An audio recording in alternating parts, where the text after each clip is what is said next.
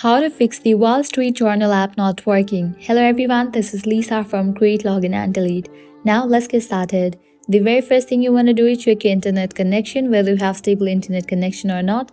You can give a fresh restart to your router. Likewise, you can switch your network. Now let's jump into the solutions. Solution 1. Update the app to its latest version. For that, launch your Play Store or App Store. At the top, you will see the search box. Over there, type in the app name, the Wall Street Journal, and search for it. Once app appears, at the right corner of the app, you'll find the option of Open or Update. If you find the option of Update, just click on it and update the app to its latest version. Once completion of update process, you can check whether your problem has been solved or not. Solution 2. Clear cache for the app. For that, launch your Settings app.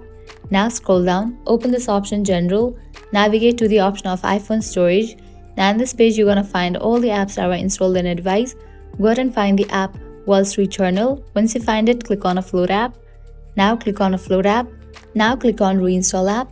Once completion of reinstallation process, you can check whether your problem has been solved or not. If you still encounter the issue, you can apply Solution 3. That is, you have to completely delete this app from your device and reinstall it. For that, click on Delete app. Click on Delete app. With that, you have just deleted this app from your device. Now you can close this, launch your Play Store or App Store. Search for the app The Wall Street Journal. Once app appears, install it. By applying all these solutions, your problem will be fixed. So this is how you can fix the Wall Street Journal app not working. At the end, if you guys find this video helpful, don't forget to like, share and subscribe to our channel. Thank you.